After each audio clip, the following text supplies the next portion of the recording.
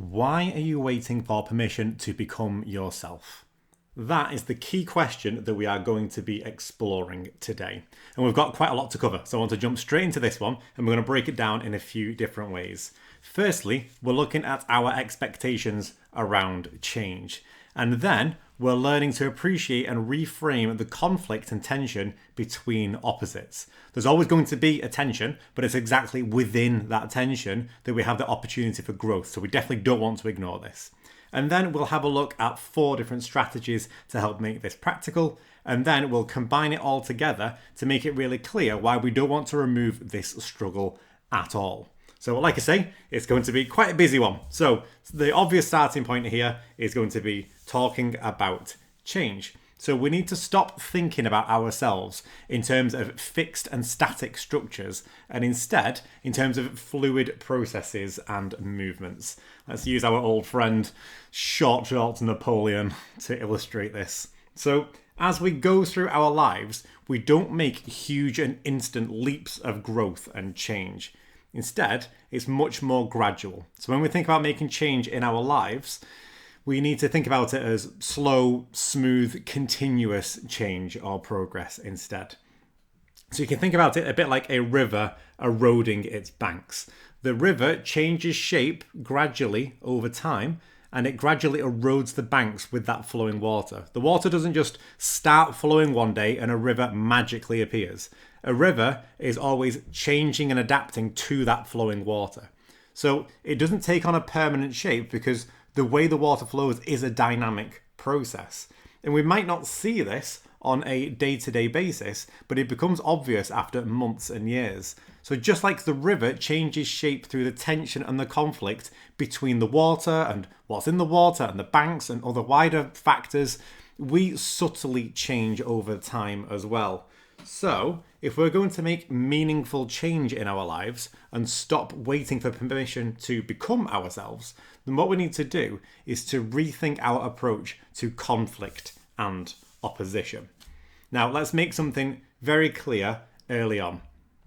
You are likely full of contradictions, and that's a good thing. So embrace it. No problem there, because that's exactly what is going to help you become the person that you need to become. So let's say you've just left a relationship and a part of you is sad that it is over, but another part of you is relieved at the same time. You are not one experience over another. You are both of them. So what we need is a way to appreciate and to reconcile these opposites. Otherwise, life is going to be very, very frustrating.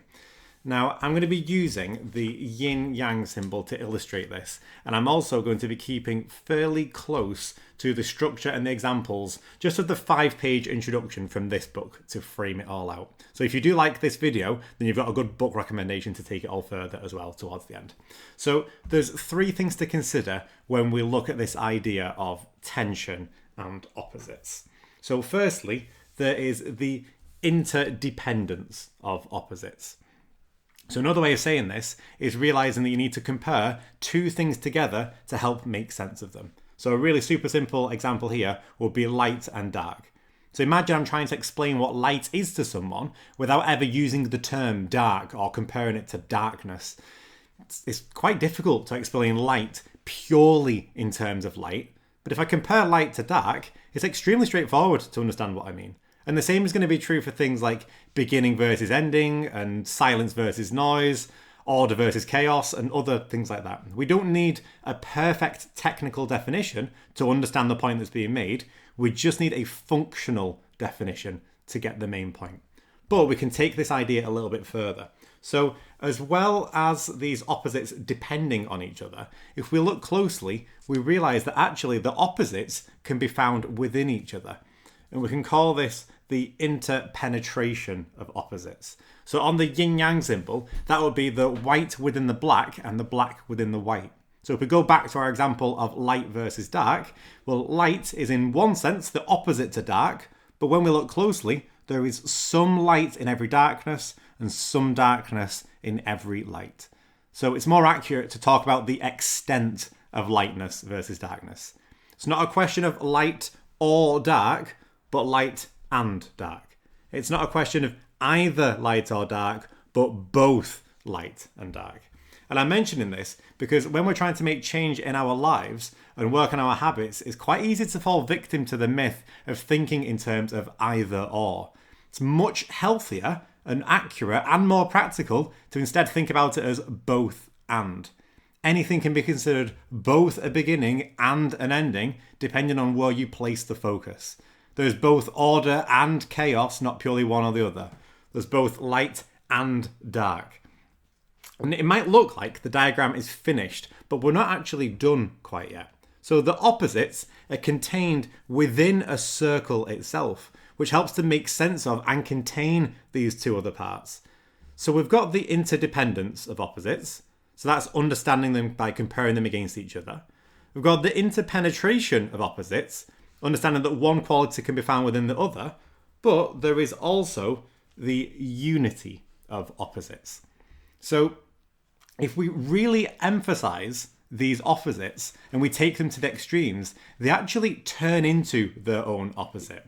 Now, John Rowan worded this beautifully, so I'm going to quote him directly on this because it can be quite a tricky point to make.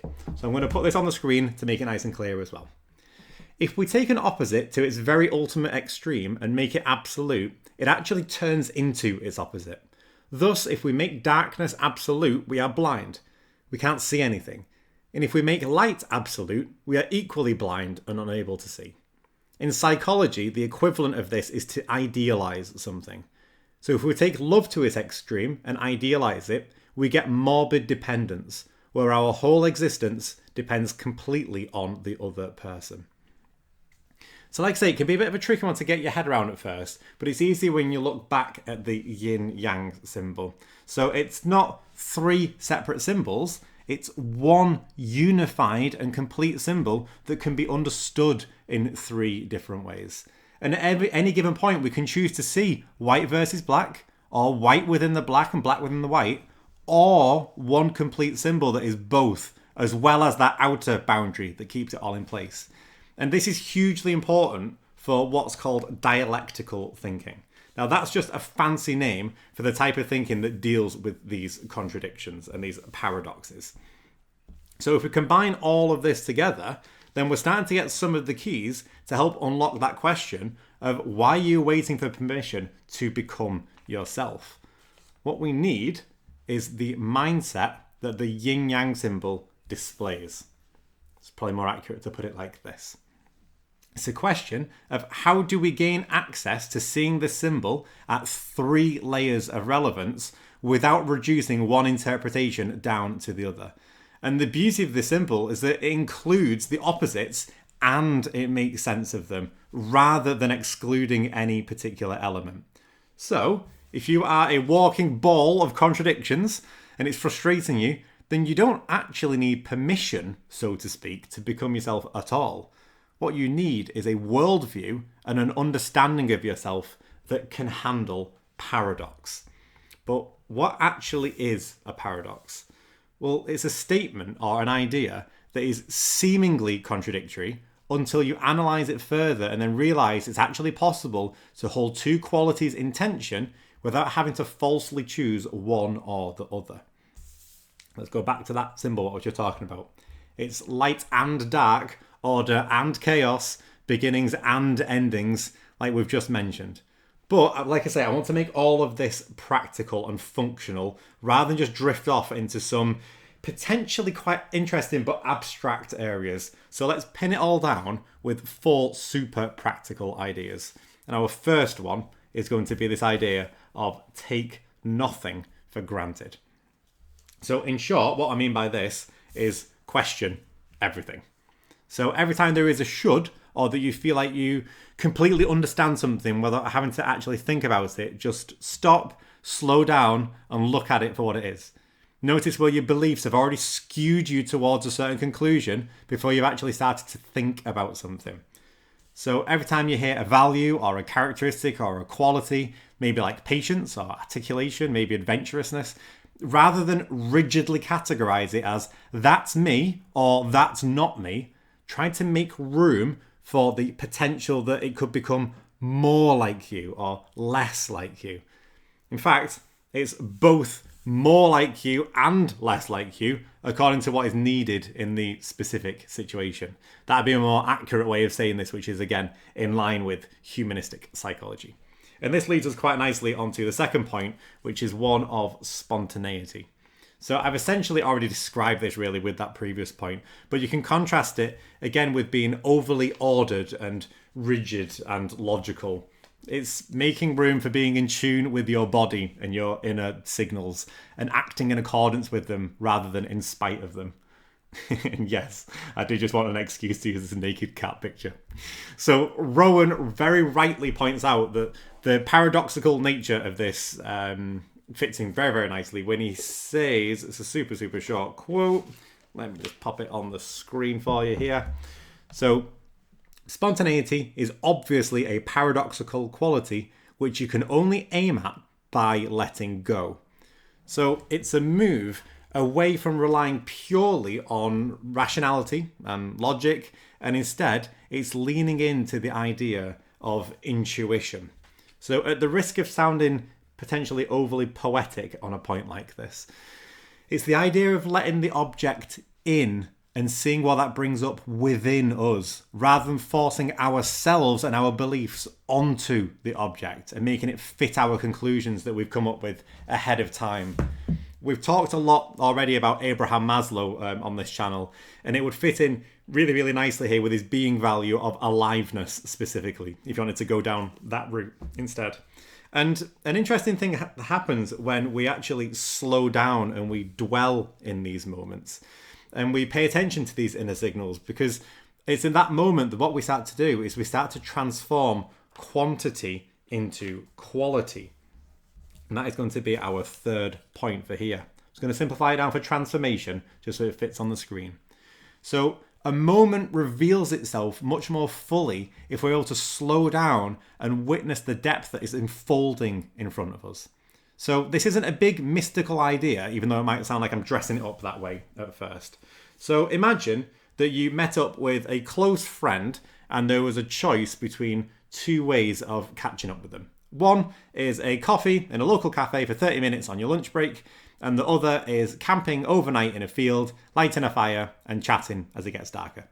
In all likelihood, it's this second option that's going to lead to the deeper conversation. And that's not down to just the timings of the options, but also the location and the presence that you can actually give each other and the amount of quality time that you can give each other, as well as that general ambience of the situation. But it's more than that still. It's the whole experience. In a previous video, I mentioned this as the gestalt. It's that whole experience. It's that gestalt that reveals something more than just the conversation itself. And it's in slowing down and appreciating the conversation that you find the answers to your problems they sort of reveal themselves without you having to even consciously try to focus on them. That's again this paradoxical nature coming up. It's by not focusing on the problem and instead focusing on the situation and the conversation with that other person that you're actually more likely to intuit the answers to your problems. So by not focusing on yourself, you actually learn more about yourself. So you're not studying yourself empirically like a scientist, but instead you're dialoguing with another person and yourself and learning to see something familiar, maybe for the first time, but just approaching it in a different way. And this helps us to break some of the patterns that we're holding on to, maybe a little bit too strongly, which is also point 4 for this. So what we're doing is we're bringing a new level of awareness to the problems, which helps us to see the solutions that we just couldn't even consider beforehand. And it comes back round to Maslow, like we mentioned just a minute ago. So we need to learn to be in touch with our inner signals and act according to them, rather than just set conclusions or habits that we just live out automatically. We need to be in touch with reality rather than living in a way which avoids reality without us realizing that that's like what we've done. And again, this requires an act of courage. We need to stop waiting for permission from others to become ourselves and instead to start a process where we make repeated choices to slowly become ourselves. And to slowly realize ourselves or actualize ourselves or develop ourselves just depends on whatever language that you prefer. And I'm just going to give you one final quote and then we'll tie all of this together. I'm jumping a little bit further forward ahead to page 31 in this book. And I'm just going to focus on this just down here. Again, I'll put it on the screen to make it nice and clear. Where Carl Rogers sees growth, Rollo May sees paradox. One of his most eloquest of sentences comes out of this belief. Growth is always within a dialectical relationship with a dilemma which is never fully resolved. In other words, struggle is an essential part of life. To wish it away is to wish life itself away. I didn't even know eloquest was a word until I read that word. But it's a really beautiful way of bringing all of this together. So if you're waiting for permission to become yourself, this is it. Let me just tidy all this up and make it all nice and clear as we round out the video. So start by looking at the changes that you want to make and the opposites in your life that are the most relevant. And see how these opposites that are in tension and conflict with each other are actually all part of the same thing when we start to zoom out. And that's what makes up this yin-yang symbol. So like I was saying before, they interdepend on each other in the sense that that is the black versus the white. They interpenetrate each other in the sense that you've got the white within the black and the black within the white.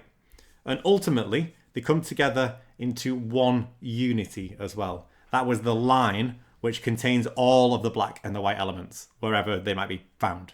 So you can actually learn, again, a lot of yourself, paradoxically, by not considering yourself at all. And that's where those 4 strategies started to come in. So it was by looking outwards that we can consider this idea of take nothing for granted.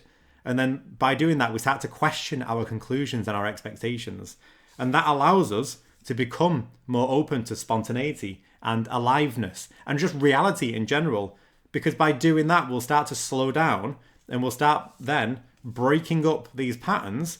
Because what will be happening with all of this is you'll be slowly transforming quantity into quality.